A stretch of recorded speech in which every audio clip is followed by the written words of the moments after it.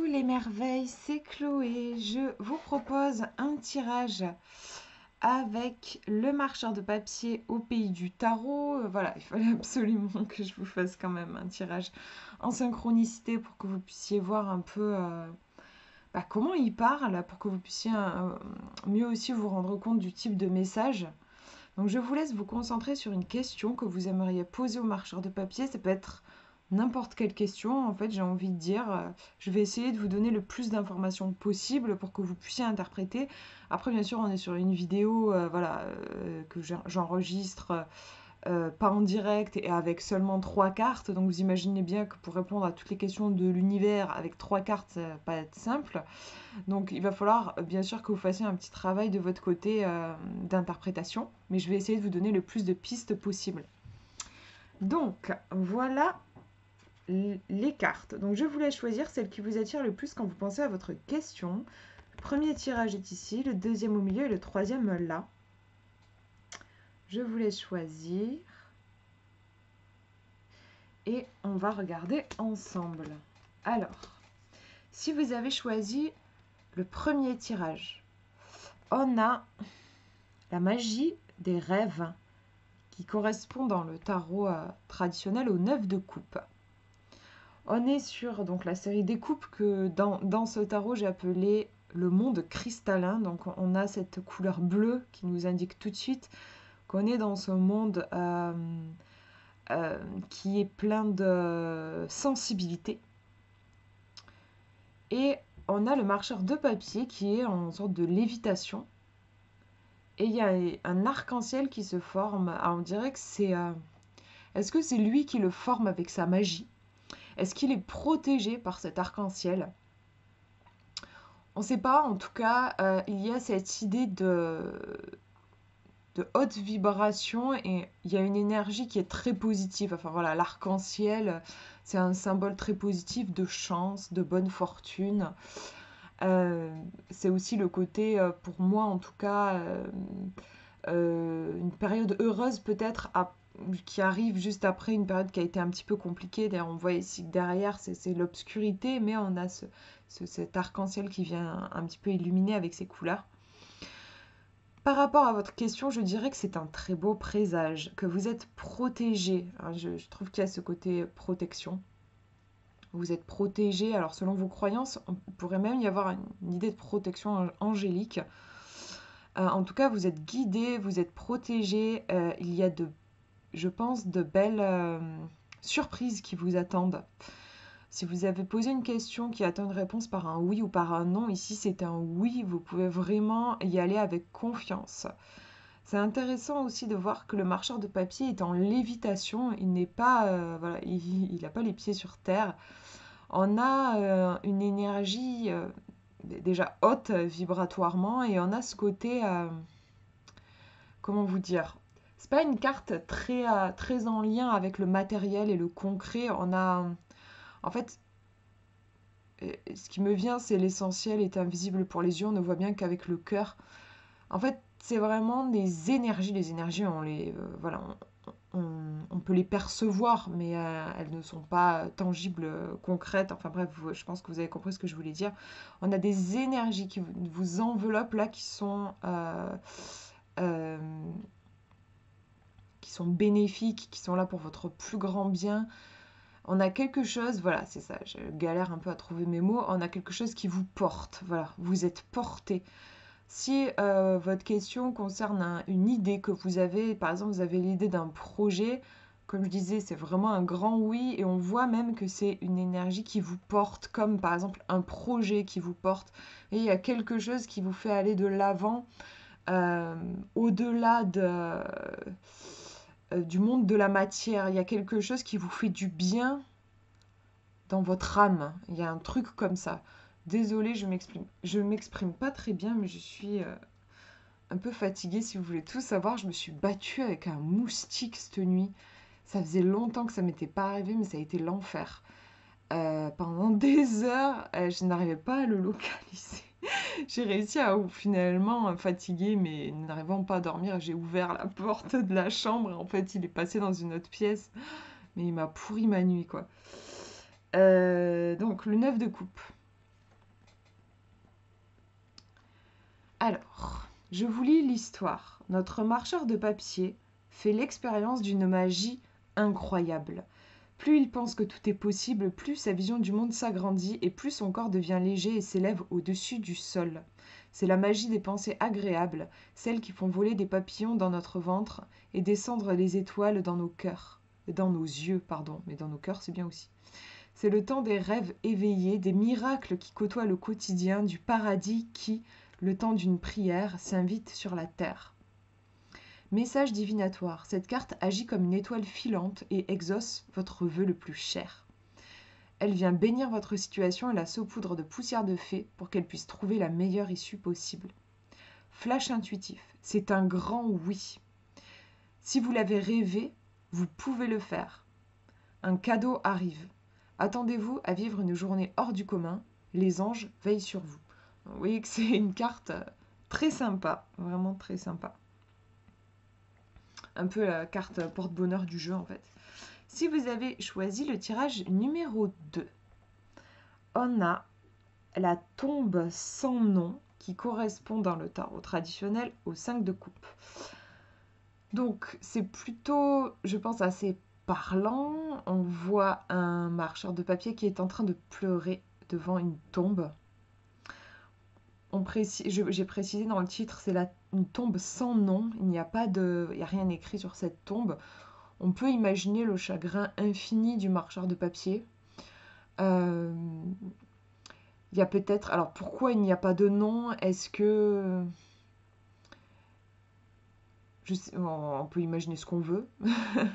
Je vais vous lire l'histoire et vous allez voir voilà, ce que moi j'ai écrit. Mais en tout cas, il y a une idée de chagrin. Ouais. Voilà, les larmes qui coulent, les larmes qui coulent, les larmes qui coulent. On est aussi dans le monde cristallin, donc qui correspond au royaume des coupes, à la série des coupes. Et ce bleu qui peut évoquer les larmes, voilà, on est vraiment dans... Il y a beaucoup d'émotions. Par rapport à votre question, alors, forcément, ça peut être qu'il y a du chagrin. Il y a un chagrin qui a besoin... Il y a des larmes qui ont besoin de couler. Il y a un deuil qui a besoin de se faire. Il y a une page qui a besoin d'être tournée, mais avant de la tourner, il faut déjà pleurer. Voilà, c'est un temps d'arrêt, un temps de pause. On voit le marcheur de papier, il est assis devant cette tombe. Donc voilà, il y a vraiment quelque chose de... Par rapport à votre question aussi, si le truc du chagrin, ça vous parle pas et tout ça, en tout cas, on a une indication au niveau du timing et c'est plutôt un temps de pause. Les choses ne vont pas avancer rapidement. Il faut accepter aussi de faire une pause pour qu'ensuite les choses puissent se débloquer. Mais pour le moment, alors là dans la carte c'est pour le moment, c'est le temps pour pleurer. Donc vous, si ça ne vous parle pas dans votre contexte, ça peut être pour le moment. Je ne sais pas si vous avez un projet, peut-être c'est le temps de la gestation. Peut-être que votre projet, il faut le laisser reposer. Enfin voilà, je vous laisse faire le lien avec votre question, mais en tout cas, c'est plutôt un temps de pause. On va regarder ce qu'on nous dit dans le livret, la tombe sans nom, donc le 5 de coupe. Le marcheur de papier est en proie à une profonde tristesse. À cet instant, il a le sentiment que ses larmes ne cesseront jamais de couler, que son chagrin ne pourra jamais être apaisé. Il pleure devant une tombe qui ne porte aucune inscription. C'est un deuil fantôme, une souffrance sans nom, sans histoire, sans mots pour la raconter. C'est un chagrin qui fait souffrir à la mesure de son non-sens. Car qui pourrait comprendre celui qui pleure sans raison? C'est pourtant le plus réel des malheurs, et il frappe bien des cœurs. Donc ça, c'est l'histoire reliée à la carte. Le message divinatoire, cette carte est imprégnée de l'énergie d'un gros chagrin.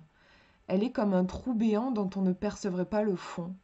Ici, il ne sert à rien d'essayer de comprendre ou de rationaliser. Le cœur est en larmes et nous devons l'écouter.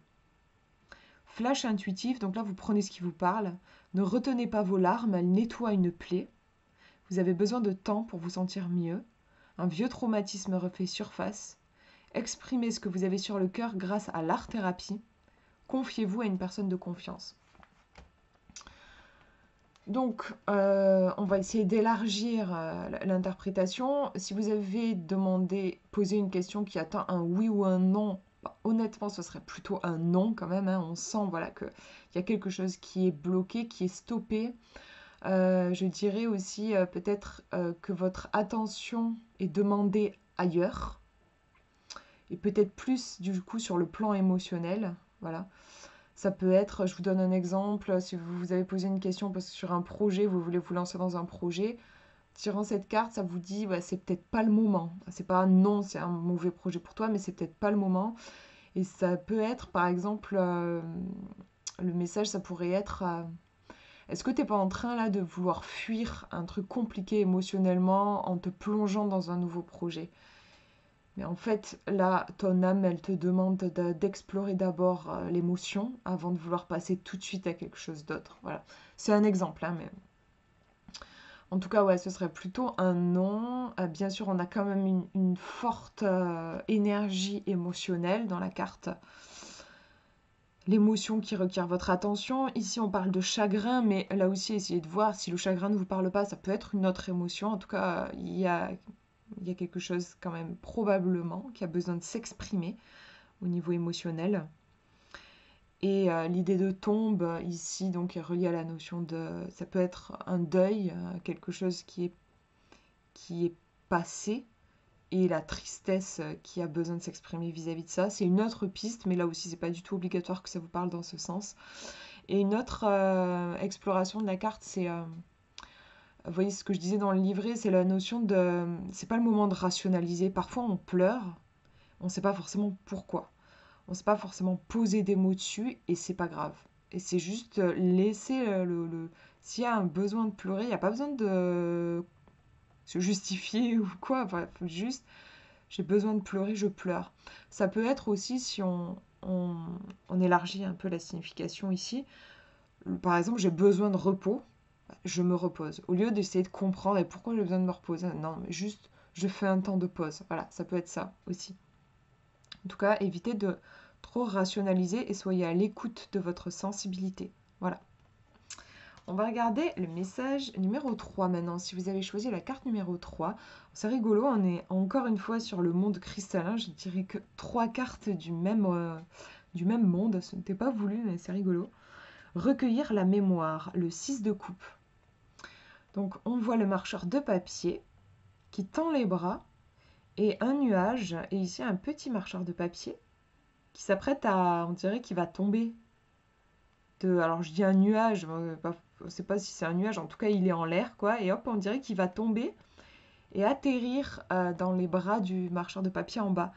Il y a quelque chose de très doux, on sent que, enfin voilà, en gros ce petit enfant il va être récupéré, quoi. C'est vraiment ça me fait penser à l'enfant intérieur qui est protégé voilà, par l'adulte en nous. Voilà, il va le recueillir, il va recueillir cet enfant. On va regarder le message et puis je vous donnerai quelques pistes d'interprétation. Donc sur ce 6 de coupe. Alors, où est-ce qu'elles sont les coupes?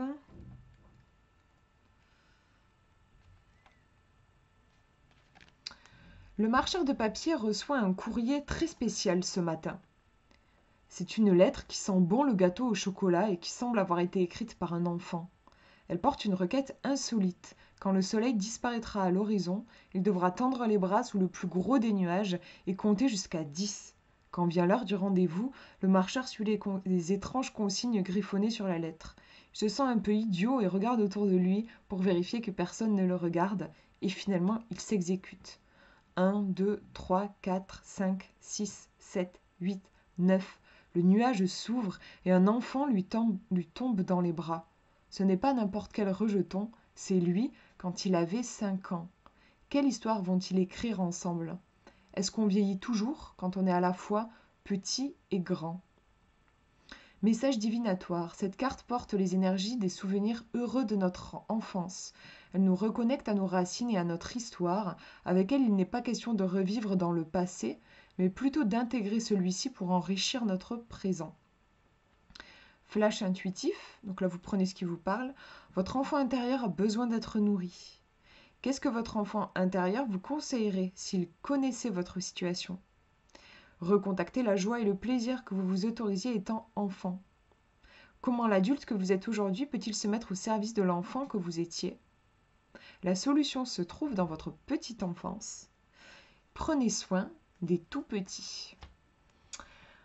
Donc, je vous laisse voir déjà comment ça résonne par rapport à votre question. Déjà, ce qui me vient, je le lance comme ça, c'est une carte qui pourrait être, par exemple, très positive si votre question, forcément, concerne le domaine de la petite enfance. Par exemple, si vous hésitez à changer de métier, je sais pas, et aller bosser avec des enfants, avec les tout petits, bon, bah, par exemple, ce serait un bon présage dans ce sens. Euh, alors, est-ce que par rapport à si vous avez posé une question qui attend un oui ou un non, bah c'est entre les deux. Alors moi je penche plutôt pour le oui, mais parce qu'il y a beaucoup de douceur dans mon ressenti, il y a beaucoup de douceur. Je ne vois pas, je perçois pas du tout de danger ou de mise en garde dans la carte. Donc ce serait plutôt un oui, mais il y a quelque chose, vous voyez, recueillir la mémoire. Il y a quelque chose peut-être à aller chercher dans votre histoire. Peut-être faire la paix avec votre histoire. Peut-être, comme je vous disais dans le livret, il y a un rapport avec l'enfant intérieur. Alors, ce qui me venait aussi en lisant le livret, ça peut être le message ne vous prenez pas trop au sérieux. Contactez un peu l'énergie du petit prince. Contactez cette joie. Ça sera le message, ça pourrait être oui si vous contactez votre enfant intérieur et que ça lui fait plaisir. Vous voyez, essayez de voir si vous avez posé une question, par exemple, qui implique une décision. Par exemple, je ne sais pas moi, est-ce que ce serait bon pour moi de déménager dans telle région? Essayez de voir le petit enfant que vous étiez, et voir si lui, ça lui dirait d'aller emménager dans cette région. Et si c'est tout pétillant, il est tout joyeux et tout ça, ça peut être une bonne idée, effectivement. Mais là, ouais, le conseil, ça serait peut-être d'aller consulter votre enfant intérieur. Ça peut être ça. Il y a vraiment, oui, un truc de besoin de... Est-ce que c'est prendre soin de soi? Oui, de toute façon, c'est toujours bon de prendre soin de soi, mais il y a quelque chose d'enveloppant. euh, il faut avancer avec son enfant intérieur, avec cette joie de vivre, avec cet émerveillement, avec cette innocence. Donc en fait, je dirais, pour une question qui attend un oui ou un non, je dirais oui si vous avancez avec votre enfant intérieur. Voilà. Oui, du moment que vous le faites avec légèreté, émerveillement, curiosité. Voilà, c'est ce que je vois dans le message de la carte. Et sinon, si j'essaye de vous proposer d'autres interprétations, j'essaye de voir. Il y a un truc aussi un peu faire confiance, quoi. Vous voyez, ce marchand de papier, il a reçu une lettre un peu bizarre. En fait, c'est une lettre de son moi du passé, hein, en fait, qui lui a écrit, mais il se sent un peu ridicule, quoi, de tendre les bras sous ce nuage. Voilà, il est un peu gêné, il regarde autour de lui, est-ce qu'on va pas me voir? Qu'est-ce que les gens ils vont penser? Et en même temps, il le fait, il est guidé par cette lettre et en fait son enfant intérieur. Donc, il peut y avoir aussi comme message le fait de d'oser, encore une fois, oser cette spontanéité, même si peut-être pour un regard adulte, euh, prendre telle décision, ça pourrait paraître un peu bizarre, un peu pas forcément très, je sais pas, enfin voilà, ce serait pas forcément le truc à faire quand on est adulte, voilà. Euh, Enfin, je sais pas si vous voyez ce que je veux dire, mais genre un choix qui, d'un point de vue adulte, ne paraîtrait pas forcément le top du top, quoi. Je pense par exemple à une reconversion professionnelle où vous êtes dans un boulot où vous gagnez vachement bien votre vie et puis mais vous n'êtes pas bien, vous n'êtes pas heureux et vous envisagez de faire une reconversion dans un boulot où vous allez avoir moins d'argent, ça va être moins top prestige au niveau social, mais vous serez plus heureux. Donc, vous voyez, pour l'adulte, entre guillemets, la vision d'adulte, bah, c'est pas une super décision, quoi, que de descendre, voilà, au niveau de la sécurité matérielle et tout. N'empêche que du point de vue de l'enfant intérieur, bah, c'est effectivement un choix qui a beaucoup plus de sens, puisque c'est un choix qui va dans le sens de notre âme, qui va dans le sens de l'émerveillement, de ce qui nous anime, voilà. Et peut-être qu'au début, financièrement, ce sera moins facile, mais que, voilà, porté par la vie, par l'énergie de notre enfant intérieur, ben, voilà, en plus, on pourra très bien gagner peut-être mieux notre vie ensuite, par la suite. Donc, ouais, on a toutes ces réflexions-là avec cette carte de faire un choix qui résonne avec l'enfant qu'on était aussi. Voilà pour ces tirages et j'espère que ça vous aura parlé. N'hésitez pas à me dire en commentaire. Et du coup, voilà, le tarot est en précommande jusqu'au 9 août, est dispo sur la boutique en ligne des éditions Nitaya. Voilà, je vous mettrai le lien dans la description si jamais vous voulez le commander. Je vous fais de gros gros bisous, prenez bien soin de vous.